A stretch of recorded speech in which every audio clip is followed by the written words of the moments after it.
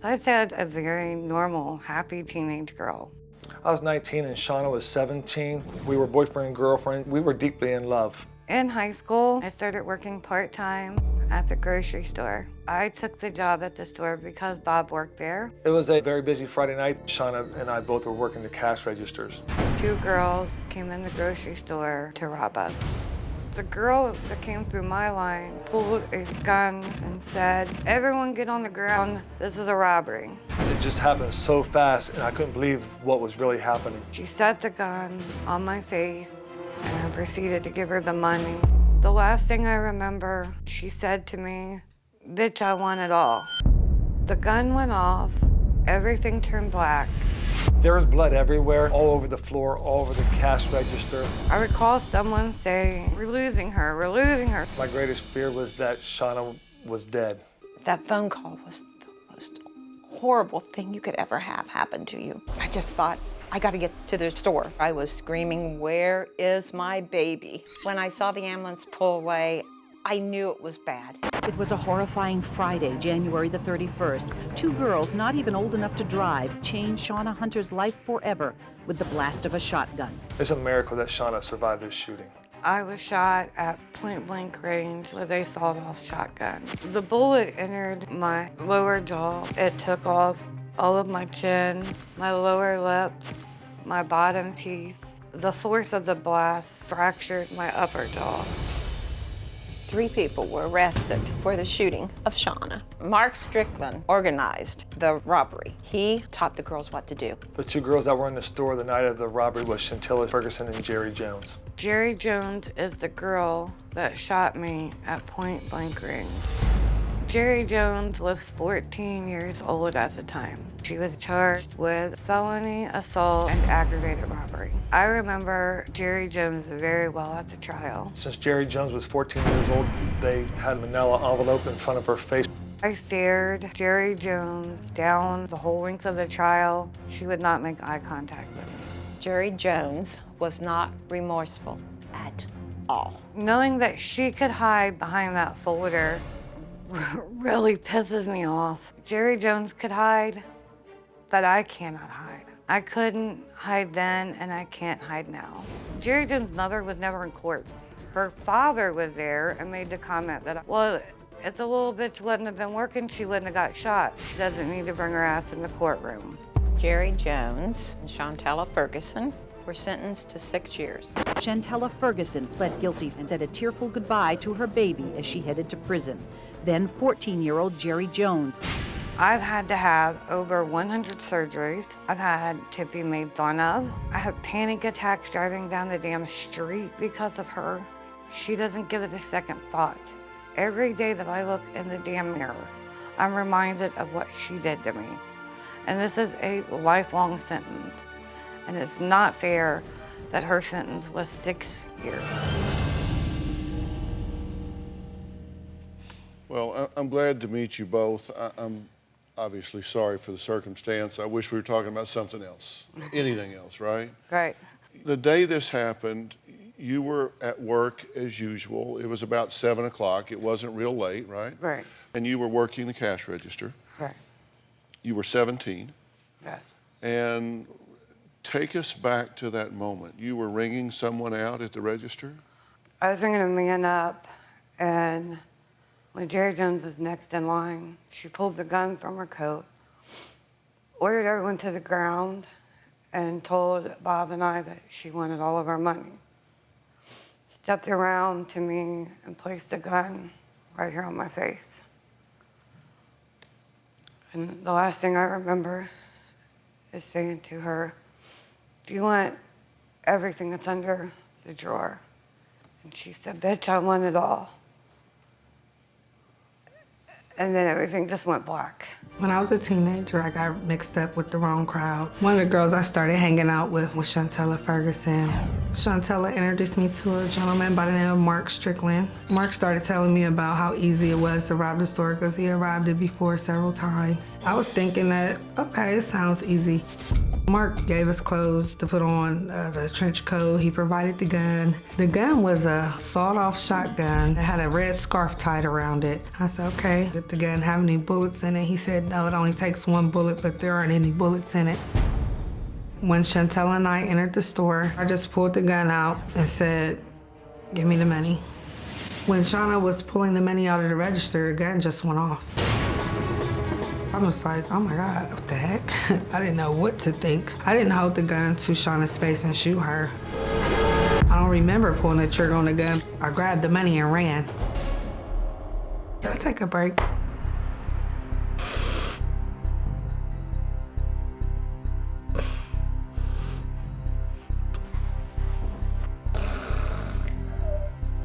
I just really hate that all this happened. I didn't know it was a bullet in the gun at all. And I just really feel bad, you know what I'm saying, shooting somebody and stuff. I was picked up by the police and I was charged with felonious assault and robbery. I just felt lost, scared. I knew that I was gonna be gone for a long time. I just felt alone. Once that jail door closed, I was alone. I was only 14 years old at the time. I ended up serving 6-year sentence for the crime that I committed. When I was in jail, I made a conscious decision to turn my life around. I regret what happened. It's important for Shawna to know that I didn't mean to hurt her, even though I do take full responsibility for what I done, but my intentions were never to shoot her. It's kind of upsetting to know that Shawna had to go through all that because of me. I wish she never had to go through any of this. It's been 21 years since I've seen Shawna. In the back of my mind, I don't think about Shawna. God has closed that part of my life out. I've just been moving on, moving forward with my life. I feel like I paid my debt to society and as well as to Shawna because I done my time in jail. Well, I have asked Shawna and her mother to wait backstage while I speak to Jerrie alone. Now, Jerrie has not seen the damage she has done to Shawna's face all these years later, but she was listening to the first part of the show and certainly heard the emotional damage caused by the shooting. So what do you think about what you heard? Basically, I'm sorry that Shawna feels like, I don't know where she got the point that I came in the store, kicked her down on the ground and put a gun to her face. That's a lie. I didn't do anything like that.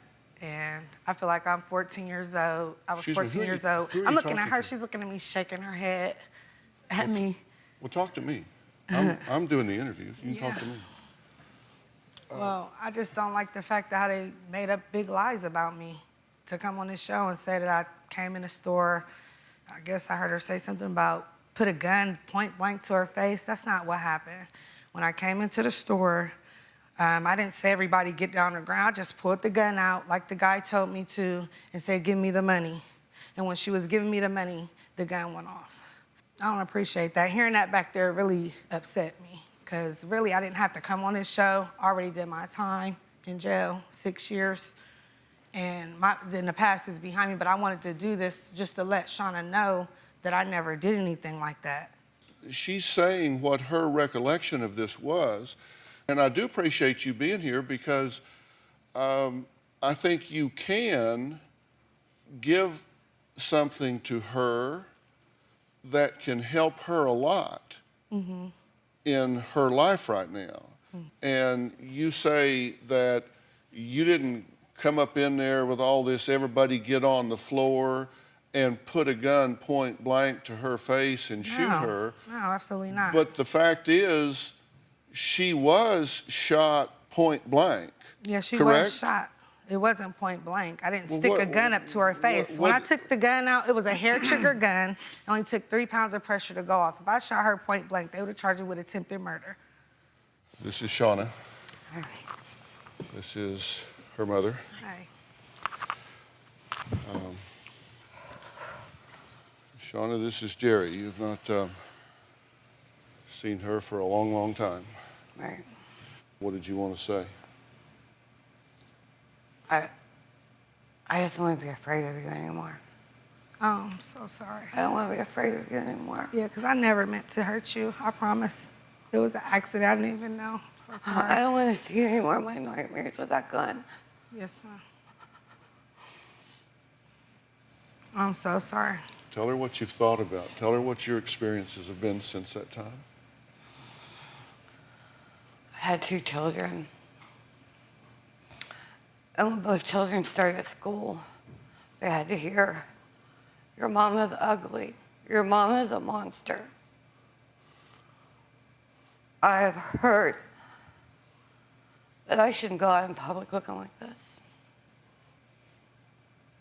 I've got so many names I'm stared at every day, every day. My life is surgeries. That's all I do. Doctor's appointments, doctor's appointments. I'm still not done. There's times I'm so depressed I can't leave my house.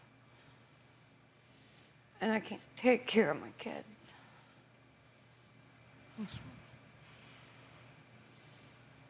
And you don't think about her? That hurt. You don't think about her all these years? You don't think about her? I've thought about her, No, you but said at the you same don't. time, no, I haven't lately. I've kind of moved on my life, and I don't mean to say it, so I don't mean for it to sound like that or however you feel, but I do think about you from time to time, but I have asked God for forgiveness, and I'm so sorry that that happened.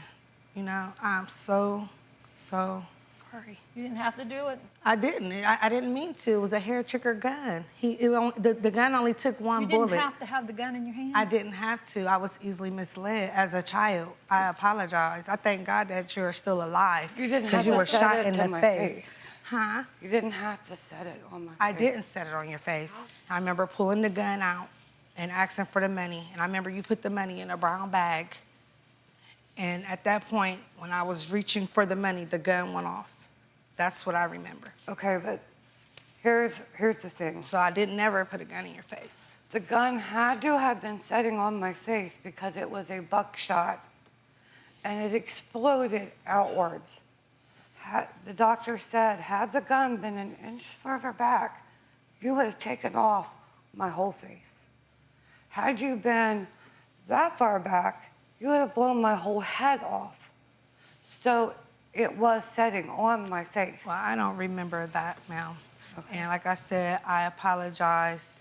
Do you Let it apologize go. that happened to her, or do you apologize for your role in this? Yeah, I've already done my time, and I do apologize for my role in this. We got a lifetime. I understand. I thank God she's still alive to have a lifetime. God is We've good. got a lifetime God is of good. You have sentencing. to forgive. You have to be able to Yes. forgive to move on. And until you guys can forgive me, I don't think you guys will be able to move on. I have forgiven myself. That's why I'm able to move on. I haven't had a nervous breakdown, lost my mind, or anything else. I No. have. You have? I have. Okay, well, I apologize for that. I do forgive you. But it angers me that I have to live with it every day and you don't. That angers Yes, me. ma'am. Yes, ma'am. I understand that. It angers me that nobody has to know who you are. That you can walk around and nobody has to stare at you. That angers me. I just want you to know I'm so sorry. I'm really sorry, ma'am. And I decided to come on here. You know, I knew I would be opening up a big thing, but I went out on a limb. You know what? It's like you were saying, nobody has to look at me funny, but they can if they want to now, you know, but hopefully hearing both of our sides of the story, I just didn't let that stop me. Right. Even though I know I was 14, everything was sealed off. Like I said, nobody knew anything, but I was willing to be a woman. Thank you. And Thank come you. on this show and let you know I'm so sorry. I'm you. so sorry, ma'am. Thank you. That's not the kind of person I am. Can I give you a hug if you don't mind? I want to be over. I'm sorry. Thank you. But this is treatable. We work with the leading experts on PTSD in the world. And I would like to bring them to your doorstep to help you with this. And I think some of the things that happened today might really help with that. But then maybe we can do some things that really kind of get you further down the road on this and give you some skills to stop doing this. Because I like to take that out of your Thank you. day-to-day experience. Thank you. Are you Yes. glad you came here? Just happy that I came. So happy. I feel so much better. Okay, that's what we wanted to do. Yeah. This is not Do you have a story or a question for me? Click the link in the description and tell me what in the world is going on.